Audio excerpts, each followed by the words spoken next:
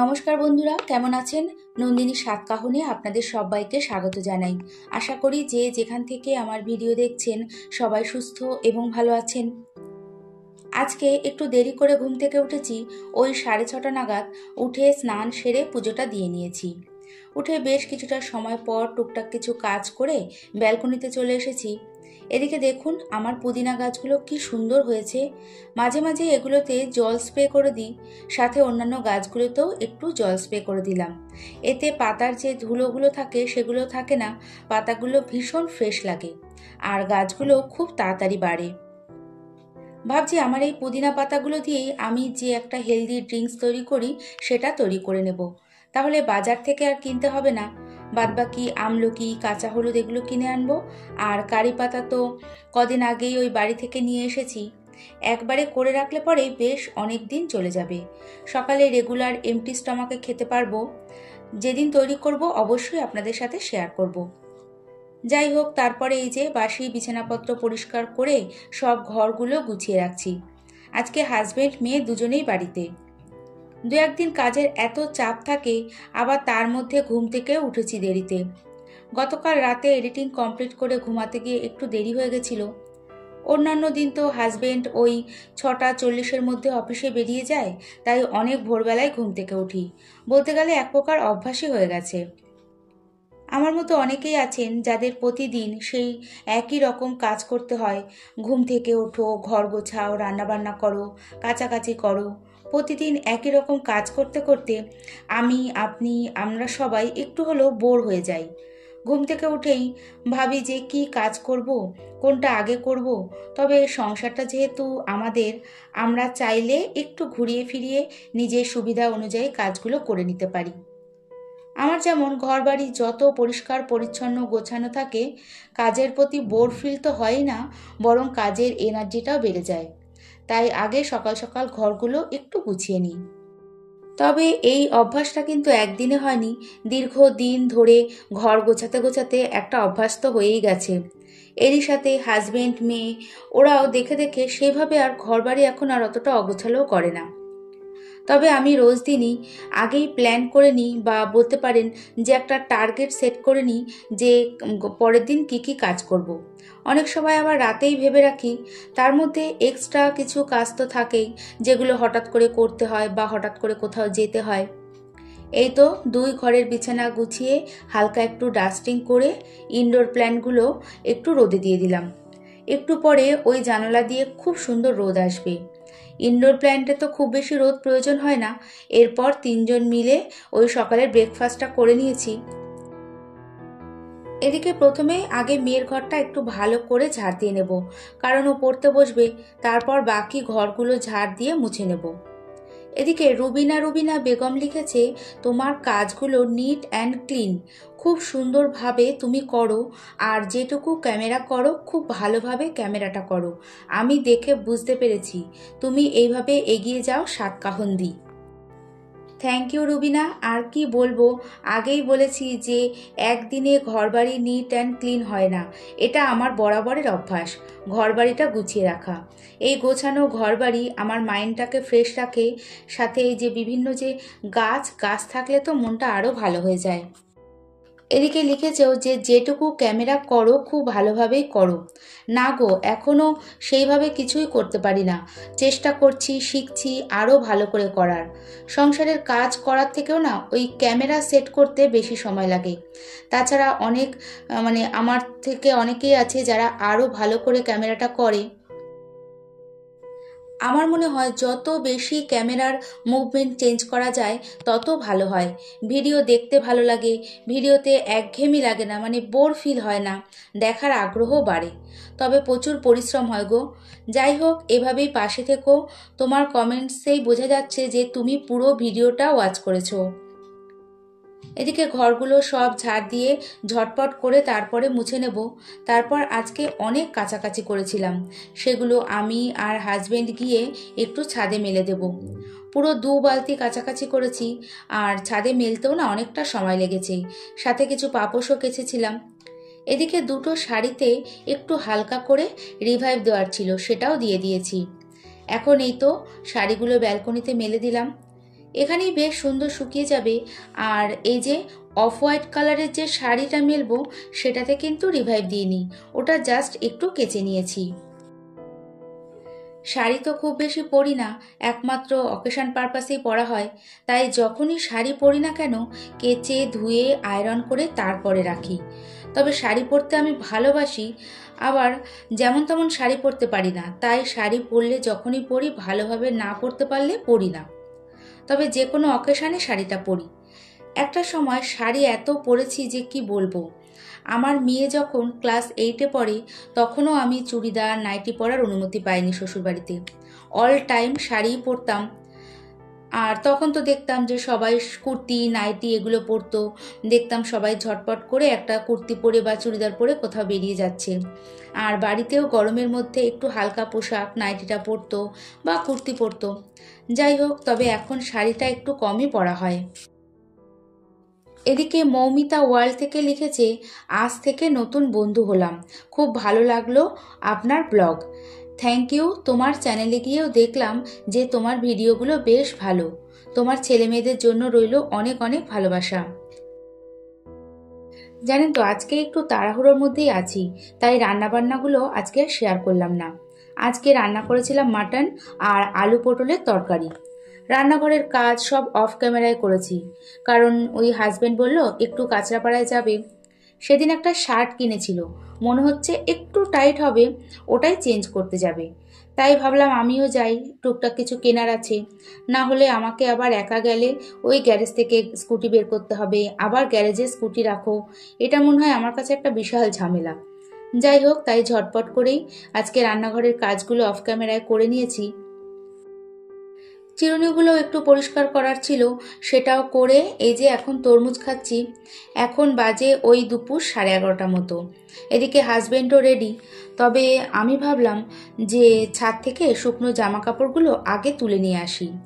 শুকিয়ে গেলে তো শুকিয়ে গেছে অনেকক্ষণ, আরও কিছুক্ষণ থাকলে না রংটা নষ্ট হয়ে যাবে, তাই আগে ছাদে আসলাম। সাথে যে কটা পাপোশ কেচে ধুয়ে দিয়েছি রোদে সেগুলোও দেখেছি শুকিয়ে গেছে, সেগুলোও তুলে নিয়ে ঘরে চলে যাব। ব্যালকনিতে খুব বেশি জামা কাপড় মেলা যায় না, মেলা গেলেও সেগুলো ওই টান টান করে মেলা যায় না, তাই ছাদেই মেলে দিই। তবে গরমকালে শুকিয়ে গেলে সাথে সাথেই তুলে নিয়ে যেতে হবে। আর এখনই আজকেই দেখলাম যে এত রোদ যে ছাদে জামা কাপড়গুলো তুলতে গিয়ে পুরো ঘেমে গেছি। যাই হোক, তারপর ঘরে গিয়ে হাজবেন্ডের সাথে একটু বেরোবো। এরই সাথে ভিডিওটি দেখতে দেখতে কোথাও এতটুকু ভালো লেগে থাকলে একটা লাইক করে দিতে ভুলবেন না। আর ভিডিওটি কেমন লাগলো সেটা কমেন্টসের মাধ্যমে জানিয়ে চ্যানেলটি সাবস্ক্রাইব করেও রাখতে পারেন। সাবস্ক্রাইব করার সাথে সাথে বেল বাটন অপশানটিও ক্লিক করে রাখবেন, এতে ভিডিও নোটিফিকেশান খুব তাড়াতাড়ি আপনার কাছে পৌঁছে যাবে। আর কাজগুলো যদি আপনি অলরেডি করে থাকেন তাহলে আপনাকে জানাই অসংখ্য ধন্যবাদ। এখন এই তো, এরপর দেখা হচ্ছে সন্ধেবেলা, আগে ঘরে সন্ধেটা দিয়ে নেব।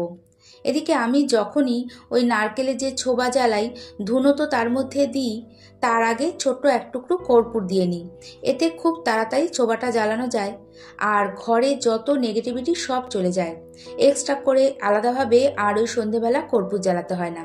তবে দুপুরবেলা যদি জ্বালাই তখন শুধু কর্পূরই জ্বালাই, তখন আর ছোবাটা ধরাই না।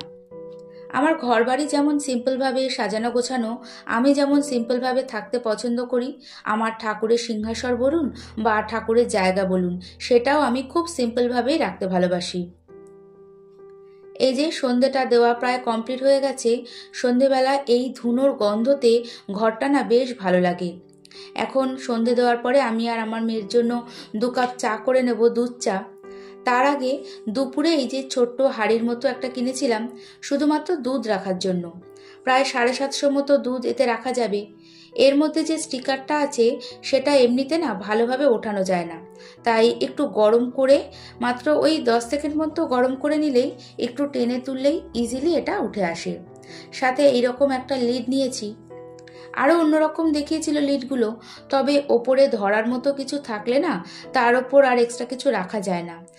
ফ্রিজে হয়তো দুধের হাঁড়িটা রাখলাম, তার উপর একটা কিছু রাখবো, সেটা হয় না, তাই এইরকম সিম্পল লিডটাই নিলাম। যাই হোক, এগুলো সব ভালো করে মেজে পরিষ্কার করে তারপর ওই দুধের প্যাকেটগুলো কেটে নেব। সঞ্চিতা ডেইলি ব্লগ থেকে লিখেছে, সুন্দর হয়েছে ভিডিওটা, খুব সুন্দর করে গুছিয়ে কাজ করছো, খুব ভালো লাগলো। অনেক অনেক ধন্যবাদ তোমাকে। SKY ভিলেজ থেকে আমাকে লিখেছে, আজ প্রথম তোমার ভিডিও দেখলাম, খুব ভালো লাগলো, এগিয়ে যাও, অনেক ভালোবাসা রইল। Thank you. আপনাদের সবার ভালোবাসা আর আশীর্বাদ থাকলে অবশ্যই এগিয়ে যাব। এদিকে এই তো সকাল থেকে একটার পর একটা কাজ করেই চলেছি, কোনো বিরাম নেই। তবে দুপুরে ওই 1 ঘন্টা মতো একটু ঘুমিয়েছিলাম। এক হাতে যখন ঘরের সব কাজ করি তখন একটু বেশি তো পরিশ্রম হয়। তবে ভাবি মাঝে মাঝে যে একটা হেল্পিং হ্যান্ড রাখলে হয়তো ভালো হতো, একটু হয়তো রেস্ট পেতাম। তারপর যখন ঘরের চারপাশ দেখি তখন ভাবি যে তারা কি আমার মতো পরিষ্কার করে কাজ করবে? উল্টে দেখা যাবে যে আমার আরও বেশি খাটনি হচ্ছে। তাই সবসময় একটা টার্গেট নিয়েই চলি, এতে কাজগুলো ঝটপট করে করা হয়ে যায়। খুব ক্লান্ত লাগলে কম কাজ করি, তাও যেটুকু করি চেষ্টা করি যে পরিষ্কার পরিচ্ছন্নভাবে করতে। অন্যদিন এই সন্ধ্যের চাটা একটু আগেই হয়ে যায়। ওই যে সোনা কলেজ থেকে আসে বিকেল 5টায়, তখনই চা হয়ে যায়, আর ওই 5:30টার মধ্যে চা খাওয়া কমপ্লিট। তবে আজ যেহেতু বাড়িতে আছে তাই ওই করতে করতে সন্ধে দিয়ে তারপর চা করছি। আর যতই ক্লান্ত থাকে না কেন, মন খারাপ থাকুক না কেন, চা ফোটার গন্ধেই না আমার মনটা পুরো চাঙ্গা হয়ে যায়। কারণ চায়ের প্রতি আমার বলুন আমার মেয়ের একটা আলাদাই ভালোবাসা। তাছাড়া ভালোবাসার জিনিস বলে না যে খারাপ হলেও সেটা ভালো। এদিকে চা খেতে খেতেই আমার বাবা এসেছে, সাথে দেখি বোনও এসেছে, আবার হাজবেন্ডও তখন এসেছে। দুপুরে একটু আমার ওই শ্বশুরবাড়ির দিকে গেছিল। এদিকে সবাই মিলে গল্প করুক, ততক্ষণ আমি আর মেয়ে চাটা খেয়ে নিই। আমার আবার চা খাওয়ার একটা প্রবলেম আছে, আমি একটুও না ঠান্ডা চা খেতে পারি না। জানি এই অভ্যাসটা একদমই ভালো না, খুব গরম গরম চা শরীরের পক্ষেও ক্ষতি, কিন্তু কি করব। এই এই নিয়ে সোনাও বলে যে তোমার চাটা খালি ঠান্ডাই নাকি হয়ে যায়। এদিকে বাবা দুটো পিৎজা এনেছিল, একটা আমার মেয়ের আর একটা হচ্ছে বোনের। আর বোন এনেছিল মিও আমরের থেকে ওই স্লাইস কেকগুলো। এখন এক পিস করে এই পিৎজা আর কেক বাবাকে দিয়ে দিলাম। তবে জানি যে বাবা এগুলো কিছুই খেতে চায় না, এক প্রকার জোর করেই বোনকে দিয়ে বাবাকে দিলাম। পরে বলছে যে আমি শুধু একটু কেক খাবো আর আমাকে একটু চা করে দে। এর আগের ভিডিওতেও বলেছিলাম যে আমার বাবা খাওয়ার ব্যাপারে খুব সচেতন, বাইরের কোনো জিনিস খায় না বললেই চলে। আজ থেকে না বহু বছর ধরেই এই এটা মেনটেন করে চলেছে। এর জন্য ঠাকুরের আশীর্বাদে ভালোই আছে। যাই হোক, তারপর এই যে অল্প করে চিনি দিয়ে একটু চা করে দিয়েছি। চা খেতে খেতে হাজবেন্ডের সাথে একটু গল্প করলো, তারপর এই তো বাবা বাড়ি চলে যাচ্ছে। জেনিফার খাতুন লিখেছে, তোমার প্ল্যান্টগুলো খুব সুন্দর, কিভাবে যত্ন করো বলবে? আমার খুব সরু ছোট্ট ব্যালকনিতে একটু গাছ করেছি, কিন্তু ভালো হচ্ছে না। তোমার কাপের ওইটুকু মাটিতে কিভাবে স্নেক প্ল্যান্ট করেছো, খুব সুন্দর। প্রথমেই বলি যে সব কটা গাছই কিন্তু আমার নিজে হাতে লাগানো। আর যত্ন বলতে ওই সব গাছগুলোতে খুব বেশি করে জল দিতে নেই, বেশি জলে না গাছ নষ্ট হয়ে যায়। বেশিরভাগই তো ইনডোর প্ল্যান্ট, মাঝে মাঝে কয়েক ঘন্টার জন্য একটু হালকা রোদে রাখি, আর ওই 70% মাটি শুকনো হলে তারপরে অল্প জল দিই। তবে 2-3 মাস আগে ওই কোকোপিট এনে সব গাছের মাটির সাথে একটু মিশিয়ে দিয়েছি, এতে মাটির আর্দ্রতা বজায় থাকে। আর মাঝে মাঝে একটু জল স্প্রে করি। আর বিশ্বাস করবে নাকি জানি না, রোজ দিন একটু, যেমন ছোট বাচ্চাদের আদর করে, একটু সব গাছগুলোতে না হালকা করে হাত বোলাই, আর কিছুই করি না। তুমি এই প্রথম আমার ভিডিওতে কমেন্টস করলে, বেশ ভালো লাগলো, ভালো থেকো। দেখতেই পেলেন লঙ্কাগুলো সব ছাড়িয়ে একটা এয়ারটাইট কন্টেনারে টিস্যু পেপার দিয়ে রেখে দিয়েছিলাম। আর যে মটরশুঁটিগুলো দেখলেন সেগুলো কিন্তু আমি ছাড়াইনি।